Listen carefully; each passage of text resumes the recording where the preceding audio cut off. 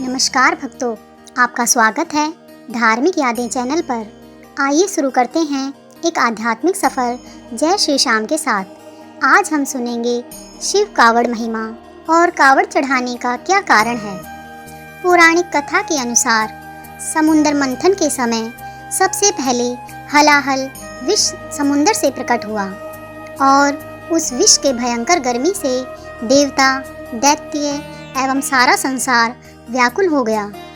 तब भगवान विष्णु की प्रेरणा से भगवान शिव जी ने वह हलाहल विष पी लिया, परंतु उन्होंने उस विष को कंठ में ही धारण किया, जिससे उनका कंठ नीला हो गया, इसलिए वे नीलकंठ कहलाए। विष की गर्मी का असर होने से वे तीनों लोकों में घूमने लगे और राम राम के स्थान पर उनके मुख से बम बम निकलने लगा। तब देवताओं ने विष की गर्मी को शांत करने के लिए शिव जी के मस्तक पर बहुत सा जल चढ़ाया और कालांतर में गंगा जी की स्थापना भगवान शिव के मस्तक पर की गई।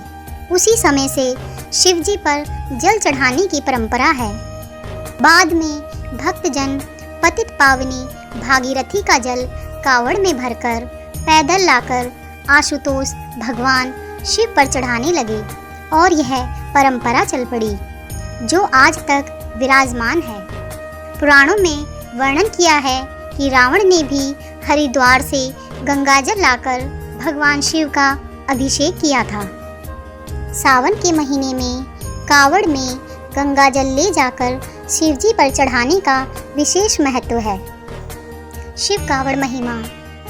शंकर के समान दानी कहीं नहीं, वे दीन दयालु हैं, देना ही उनके मन को भाता है। भोलेनाथ तो मोह अंधकार का नाश करने के लिए साक्षात सूर्य हैं।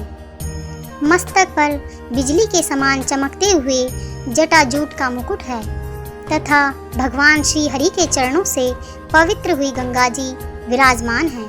सुंदर ललाट पर चंद्रमा की कला शोभा देती है। चंद्रमा, अग्नि और सूर्य आपके नेत्र हैं। आपके हाथों में डमरू है। भस्म आपके शरीर का आभूषण है और आप बागंबर धारण किए हुए हैं। आपने सांपों और नरमुंडों की माला हृदय पे धारण कर रखी है। कानों में कुंडल हैं। आप कपूर के समान गौरवर्ण हैं।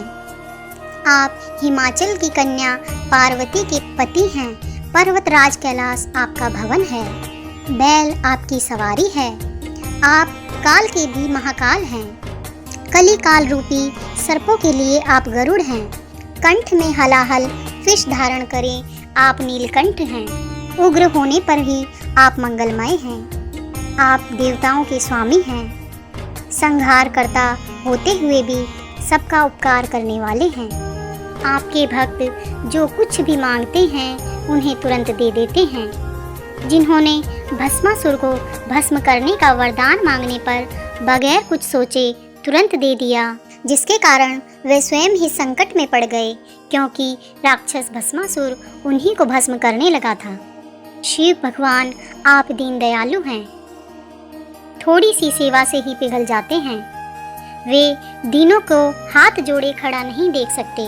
उनकी शीघ्र ही मनोकामना पूरी कर देते हैं। वे तो सच्ची भावना के एक लोटे से जल से ही प्रसन्न हो जाते हैं, जो करुणा की खान है। ऐसे निर्मल, निर्गुण और निर्विकार शिव जी को मैं नमस्कार करती हूँ। भगवान आशुतोष पद यात्रा द्वारा कावड़ में लाए गंगाजल से अति प्रसन्न होते हैं। भक्तों की श्रद्धा और निष्ठा दर्शनीय होती है जब उनके पैरों में छाले होते हैं और वे ओम नमः शिवाय, ओम नमः शिवाय का जाप करते हुए अपनी मंजिल पर पहुँच जाते हैं। तेज धूप और घनघोर वर्षा भी उन्हें रोक नहीं पाती। जब भक्त बाबा के भवन में पहुंचकर गंगा जल से भोलेनाथ का अभिषेक करते हैं तो उनकी सब पीड़ा और थकान दूर हो जाती है और वे खुशी से झूम उठते हैं। कल्याणकारी, कल्याण के दाता, संत जनों को आनंद देने वाले, हिमाचल कन्या पार्वती के पति, परम रमणीय, कामदेव के घमंड को चूर करने वाले, थोड़ी सी भक्ति से ही प्रसन्न होने वाले महादेव की महिमा का मैं गुणगान करती हूँ और उनको प्रणाम करती हूँ। भोलेनाथ, शिव शंकर आपकी सभी मनोकामनाएं पूरी करें।